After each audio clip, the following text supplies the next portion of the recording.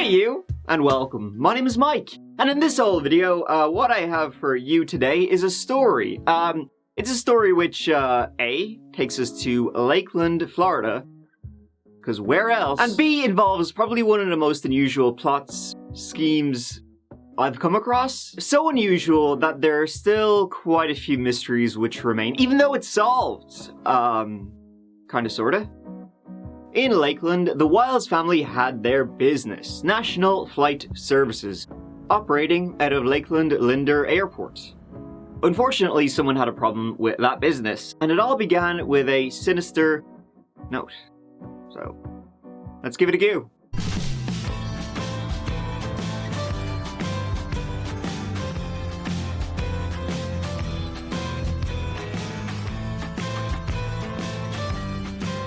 To the east of Lakeland City, which is pretty much like right smack dab in the middle of Florida, lies, well, what you got there for you? You got an airport. Lakeland Linder International Airport. It's a small airport, getting smaller all the time.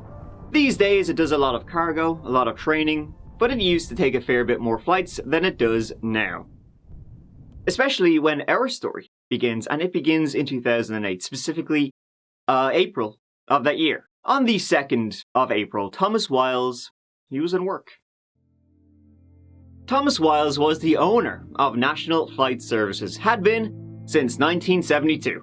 National Flight Services had a hangar at Lakeland Linder, and essentially, just to cut a long story just like a little bit shorter, it did exactly what it says in the tin, my friends. And by that I mean aircraft maintenance, charter services, training, all that sort of stuff. You need it, they would do it for you. They mainly operated out of Lakeland, but they did have offices in Ohio, Texas, and Canada. In fact, that is where Tom was, right in the head office, the corporate office, the mothership, Swanton, Ohio. And so it was on the 2nd of April 2008 at 5:59 p.m, 1 minute to go lads, I already had the jacket on, that Tom Wiles, he received an email. Just as he was about to, switch the computer off, he got that ding, and the email was from his son, Robert, his only son, Robert.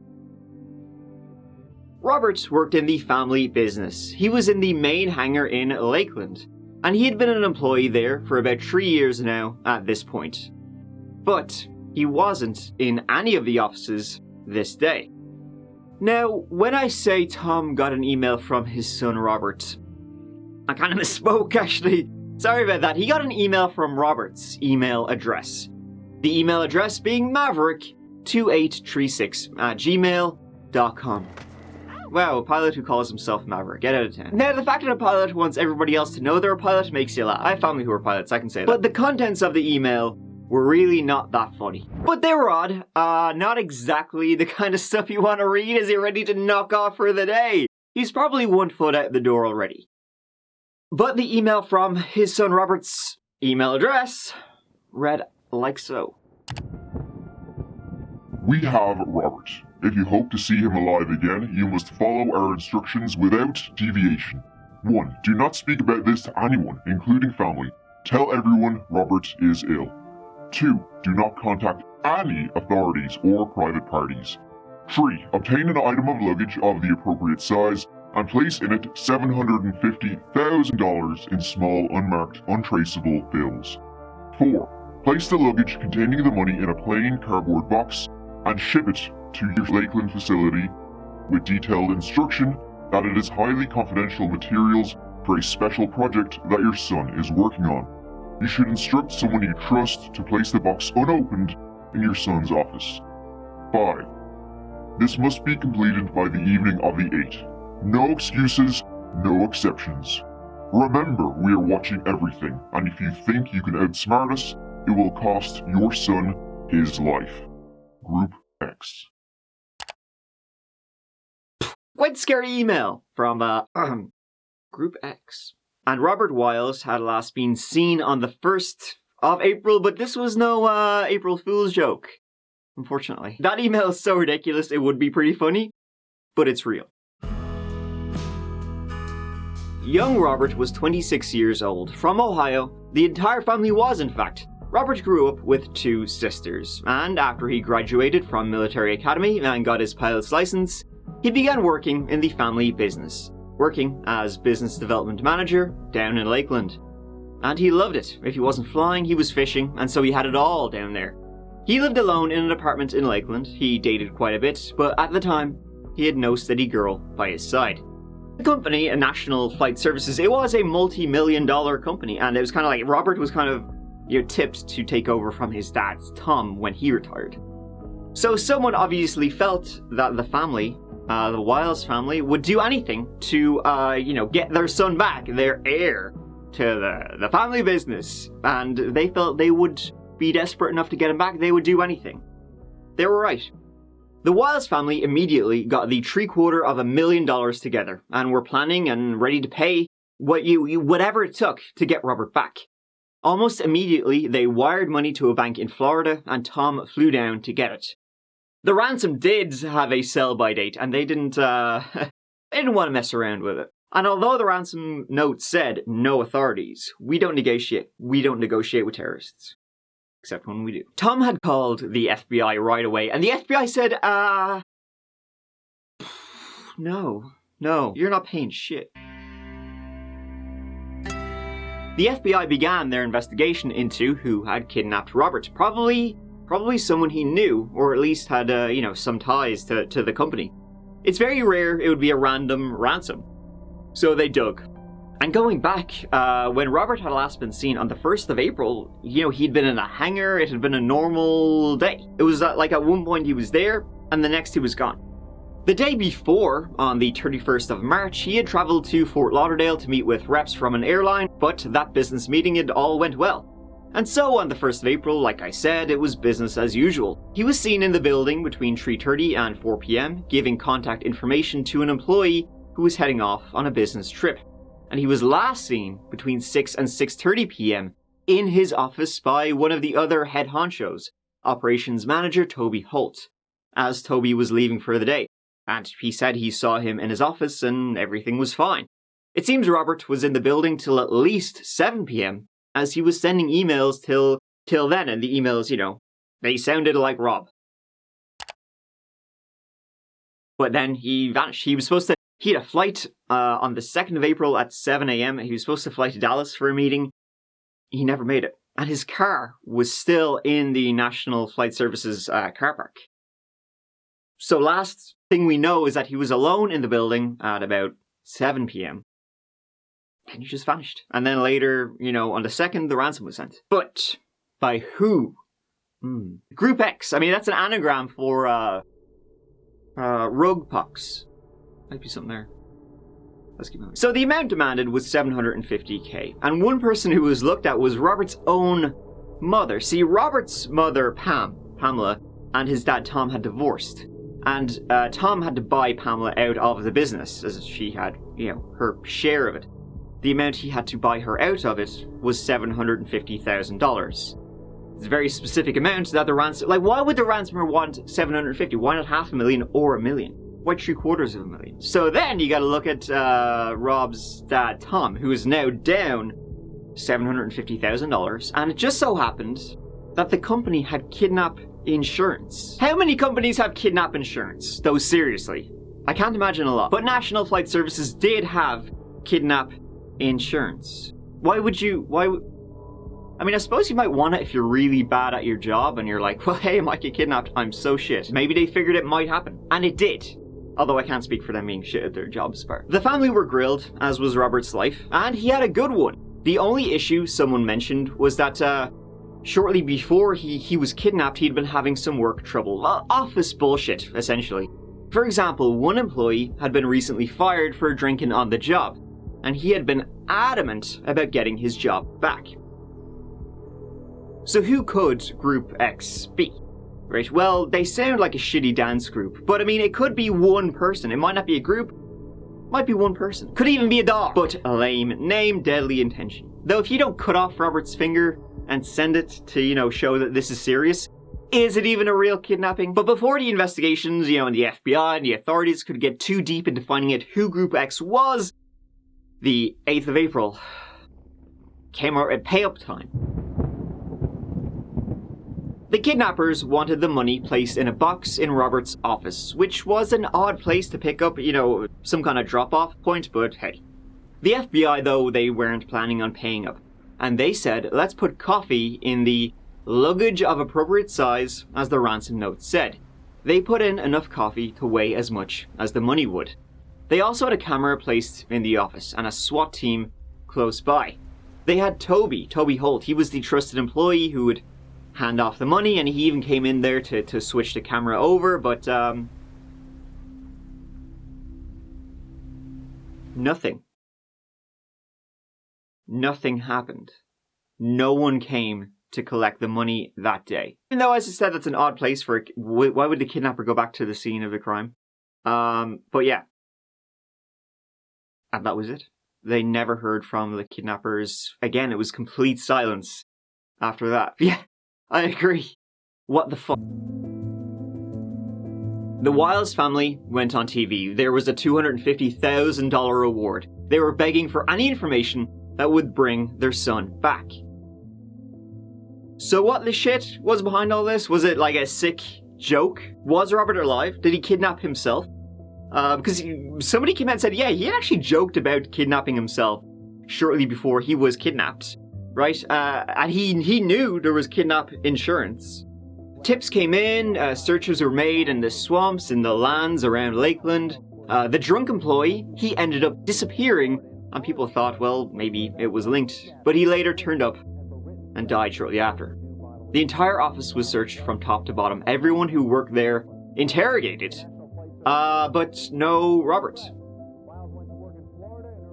So, the investigators, they went back then, and they started looking at Robert's phone records, where he had made calls, and when he had made them, because the kidnappers had made calls from Robert's phone to Thomas Wiles' phone and sent him texts. They never, spoke on the phone, they would just call him and then hang up. They were essentially trying to get Tom's attention to pay up.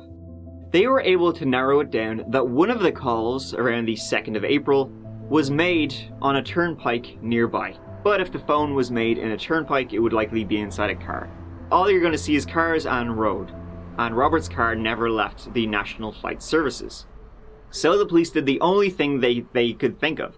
They asked Tom to come in and view the footage of, okay, this is the road, right? A call was made from Robert's phone on this road. Look at all the cars that are driving by. Maybe you might recognize one of the cars. Tom did. He saw Toby Holt's car. This guy, the trusted employee who had been there at the money drop-off. Holy balls! In the footage, it appeared he had been on the phone. And when they looked into Toby's own phone records, well, he wasn't using his own phone. So where was Toby when Robert vanished? Well, Toby said he left the building between 6 and 6:30 and he saw Robert in his office. He later changed it to 6:15. Then he went to Hooters for dinner at 6:45, where he stayed for an hour and had a couple of beers. CCTV did not show him entering or exiting Hooters that day. Then he said he went to Outback Steakhouse. No one could confirm he was there either. Then he went to a hotel. But also that particular night, he did go to Home Depot and buy 2 rolls of duct tape and a box of plastic sheeting. He entered the Imperial Swan Hotel at 9:04. He left at 9:13. He returned then shortly before midnight. What he was doing during those 3 hours is unknown. In fact, there's a 4 to 6 hour period where no one has a clue what Toby Holt was doing that night, the night of the 1st of April when Robert Wiles vanished. The only thing we know is he didn't go to Hooters or Outback. Tim Meyer was another employee at the National Flight Services office. He left at 6:10 p.m. and he was clocked out. See, Tim had to clock in and out, but Toby didn't. So we can be sure Tim left at 6:10 p.m. And he said that when he was leaving, the only cars left in the car park were Robert's and Toby's. Toby would later change his story and said he had in fact left before Tim did. So only Tim and Robert were left in the office. The police searched Toby's car, and he was fine with it. He was asked if he had a gun in the car. He said no, but he should have said yes because they found one. Toby was a married man, 42 years of age. He had a lot of girlfriends, real hound dog, this guy. He didn't have a criminal history. The only thing about Toby is he loved living beyond his means. He loved, writing checks his ass couldn't cash. And that's maybe what led him into conflict with Robert. See, Robert was complaining about, office bullshit a bit more than just the drunk guy he had to fire. Toby and Robert's offices were right by each other, but they couldn't have been more further apart. Toby was the operations manager, and he'd been working there a year before Robert. And he'd been cultivating a cult of Toby, if you will. He'd been essentially hiring people who were loyal to him. He wanted his guys in there, not the Wiles family guys. He was trying to get Robert out. He was cutting him out of the loop constantly, but he also wanted him transferred entirely and was manipulating customer contracts for his own wallet. This led to fights between Robert and Toby. Robert thought Toby was overcharging customers. Toby would also get employees to send him emails of their, quote, negative observations about Robert. He was essentially making a list of things people hated about the son of the boss. This is like toxic office politics, but like beyond. The day after Robert vanished, Toby now was sending emails saying things like, hey, things are great. Robert is being, quote, pretty good. Wow, he's being a good boy now. When both phones were traced for what they were up to in the week after Robert's disappearance, both Toby and Robert's phones were found to be together for substantial amounts of time. A Florida man sits behind bars tonight accused of killing and kidnapping Toledo native Robert Wiles. It's just one piece in a puzzle that is still a mystery tonight. Fox Toledo's Sean Hegarty has information on today's arrest. Wiles disappeared in April of last year, and in that time, the search for Wiles has gone to 4 different states, here in Ohio, of course, and it's stretched to Kentucky, Tennessee, and Florida. In Florida today is where that arrest was made. We know that authorities took Toby Holt Jr. into custody in Orlando. He was indicted earlier this week for first-degree murder in the death of Wiles. Holt is also charged with kidnapping, extortion, and for written threats to kill or do bodily harm. Wiles' body has not been recovered, so that's a major part in this mystery tonight. Also, for any kind of motive or details or any information about exactly what happened, the indictment does not list that information. In December 2009, Toby was arrested. He denied any involvement in Robert's disappearance. He kind of denied, everything. Buying the stuff in Home Depot. He was changing where he went and when he went there. Almost the entire day as Toby Holt sat on the witness stand, his composure never wavered. He remained calm, relaxed, even smiled at times as he recalled embarrassing details, like how the investigation revealed his countless extramarital affairs. He didn't have a clue why Robert's phone was with him. How did it make you feel when you saw this photograph and it appeared that his phone was very close to you? It was disturbing, and the more I thought about it, the more scary it seemed. Why did it seem scary to you? Well, for one, I knew that I didn't have Robert or his phone in my car. The defense tried to argue for a circumstantial case. No evidence. Nothing to prove Toby was involved with whatever happened to Robert. Robert, everyone was pretty sure, was dead now. There had been no activity on anything. But there was also no blood, no body. And the defense argued the fact that, they didn't get on. Well, you have, office arguments in every office. The state actually just wrapped up its closing arguments about a half an hour ago. When they were wrapping them up, you were sitting there listening to all this and you're going, wow, what they're saying makes perfect sense. But then you have to stop and remember, it's all circumstantial evidence. This is a murder case and they don't have a body. He starts the conversation. With no body, the prosecution would rely on timelines and what they say is the odd behavior of Toby Holt in and around the time when Robert Wiles went missing. Robert's family would listen on as the state stressed to the jury that even with no body, they absolutely believed Robert was murdered. Now, 3 things. The first was that Toby was found guilty of manslaughter. He was charged with murder, but I guess the jury is some kind of compromise. They went with manslaughter. Mr. Holt, if you'd please rise and hear your verdict. We, the jury, find as follows as to count 1 of the charge. The defendant is guilty of manslaughter. That in a rage, he killed Robert Wiles, murdering him over office whatever. He was found not guilty of kidnapping, but he was found guilty of extortion. He was sentenced to 30 years in prison. He still proclaims his innocence and has appealed, though it has gone nowhere. I did not participate in any kidnapping of Robert Wiles. I don't know anything about his disappearance. I'm not sure who was involved. Toby, did you murder Robert Wiles? Absolutely not. I did not murder Robert Wiles. You did not harm him in any way? Absolutely not. I had nothing absolutely against Robert Wiles or his family. You are telling me that you are an innocent man wrongly accused of this crime? That's absolutely true.